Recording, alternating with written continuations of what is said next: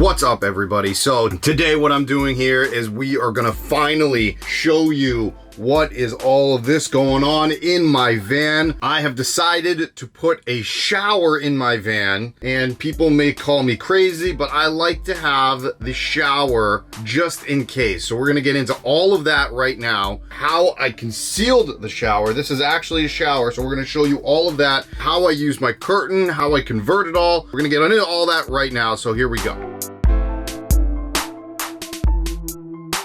All right, if you guys are new to my page, consider subscribing. What I do here is I live full-time in my van I call Ghost. I do videos like this, I do vlogs like this, a little informational. I also do vlogs, a little more interactive, where I'm out and about, meeting up with friends. I also getting back into comedy in 2020, so I'll be showing a little bit of behind the scenes of my stand-up comedy and how I do that and how I live in the van, etc. and so forth. I'm going to a lot of festivals this year, a lot of gatherings, so you guys will see a lot of that going on. One of my favorite things to do is actually tour other people's vans or tiny dwellings. I do it my style, everything is a vlog style, and that's just how I do things. So here we go. Today, what we're gonna do is we're gonna show, is it possible to have a shower inside of a van that is concealed? It's not like a floor to ceiling typical shower. Now, this is actually a window. I can show you right there. There's some stuff outside. I'm actually doing this inside of a library parking lot, because as soon as I'm done here, I'm going into the library to get some work done. So, and upload this video. Some information about shower inside of a van. I am in a Sprinter 144-inch wheelbase, high roof. The 144 wheelbase, the cargo room is about 10 feet, give or take, maybe a little bit more, depending on how you do your layout. I have a Murphy bed in here, I have a living space in here, etc., blah, blah, blah, right? So why the heck did I want to shower in my van? Because most of us shower either at gyms or yoga studios or at beach showers or just public showers or something along those lines. So why the heck did I want to shower inside of my van? I wanted it for just in case moments.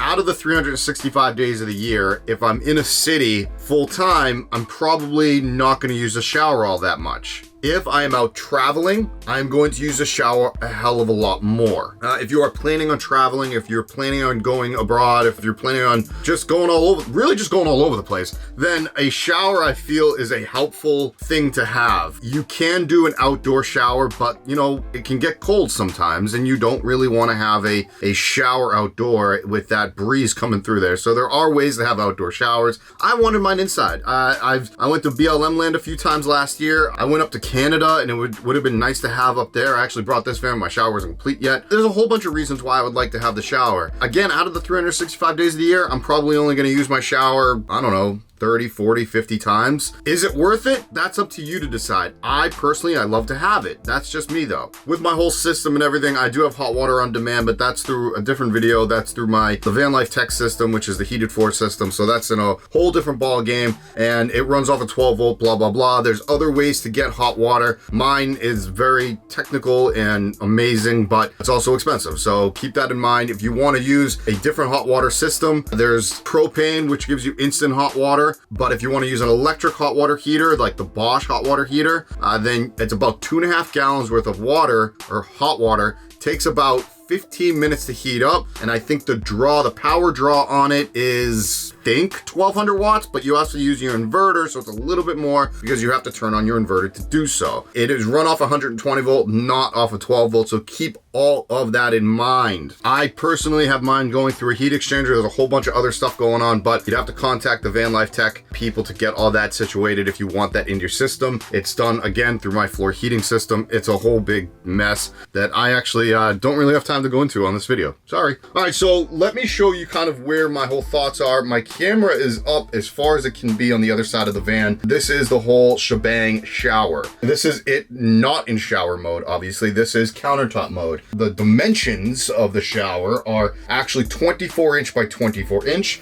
The shower pan was custom made by Van Life Tech because this will eventually, it does not yet, have a recirculating shower in it. The shower pan actually has a pump where it actually holds the water and then it pumps into a recirculating shower system. That won't be in for another month or so. He's still fine-tuning some certain things, but I can promise you it will be here eventually. Okay, so let's go into really what this whole thing, how I really do all this. Like I said, it was 24 by 24. How I really get this thing whole, as you can see, it's pretty well, well, it's nice, right? Let's go into all this. So I just opened the door. This is really simple, okay? My toilet is mounted on the back of the door. I use it there. You know, I'm a guy, so I stand up to pee. But if I do need to sit down for other purposes, or if somebody else is in the van that needs to sit down, I take it off the platform that it's on. I have a toilet video about that. I lift this off completely. This whole thing comes off and it's held up by pins. I don't know if you can see those, but they're pins right there. And I just set it aside. Now, people may be asking, why the heck do you lift it up and you don't have it in a way that flops up this way or flops up this way on a hinge? A couple different reasons. I didn't want the hinge to be seen. I didn't want it exposed. You would have maybe, if I'd used up like a piano hinge, it would have been exposed. Also, if I had a strip back here, right, and then it flipped up, or on this side, then it takes away some of my interior space. This is already small enough as it is. It's only 24 by 24, so it's pretty freaking tight. The top part opens up like so. I have these, you know, heavy duty, I guess, cabinet stays. I have all my toiletries up here. Put those aside. I have some TP, which you never know, you might need. And then this is actually my shower curtain. My shower curtain, it just worked out this way really nicely. But it is made by a company called Explore Outfitters. It's spelled XPLR and then Outfitters. It is the same company that made these things for me, all of my windows covers. So he started designing indoor shower curtains, and how he does it was really cool, actually. He showed me how he does it, and he actually just hooks it up to his ceiling, and he has like a portable dog bath, and he has an indoor shower. He uses, I believe, the sink shower head, and he uses that as his shower. Mine's just a little different. It's kind of the same type of concept, but it comes out, it was in that thing right there. So I have my laundry bag in there. There you go. This unravels. I forgot to take this down. That would be a big thing, huh? Doy. By the way, that just pops open.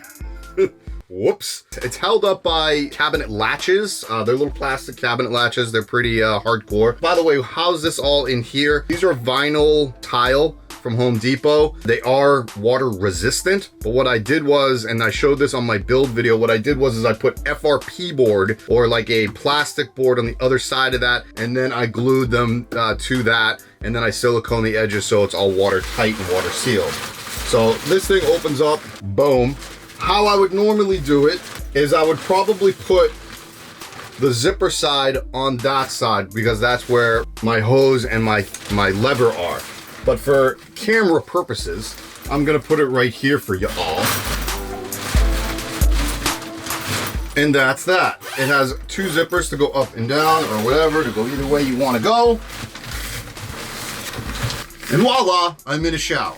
Like I said, I would have turned it this way so I can get the shower lever and this as well, and this would just come up here, and I still have to put some hooks in. That would hold up hooks wise.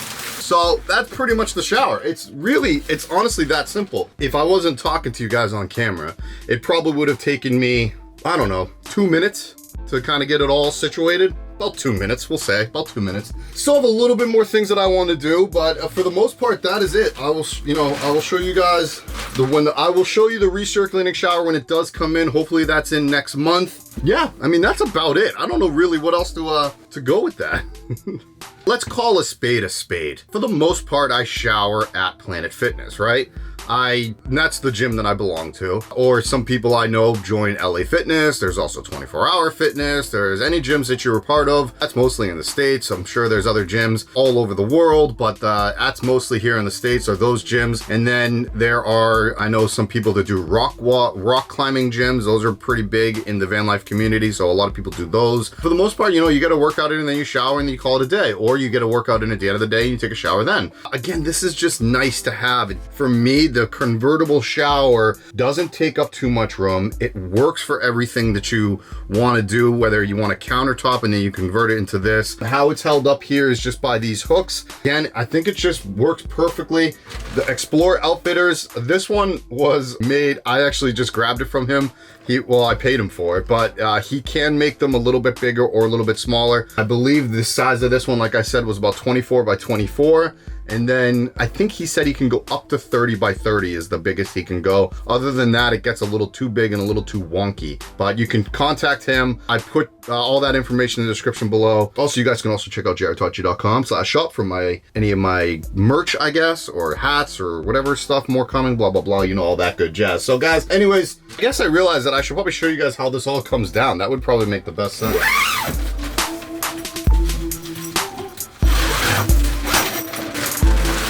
So he's wants to fold up, and then literally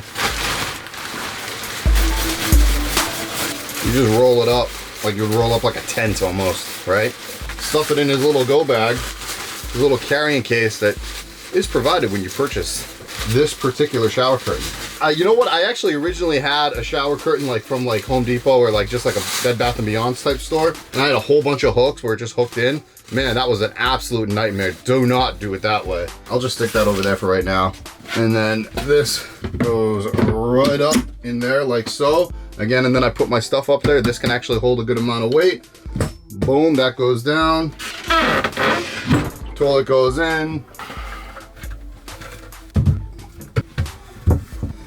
And countertop takes a minute to go back in, but it does go back in as soon as I have the 4 pins line up. And then there you go. That is now my countertop space, or it looks like, doesn't look like anything. It doesn't look like a shower, right? All right, now I can get going, and I'll see you guys later.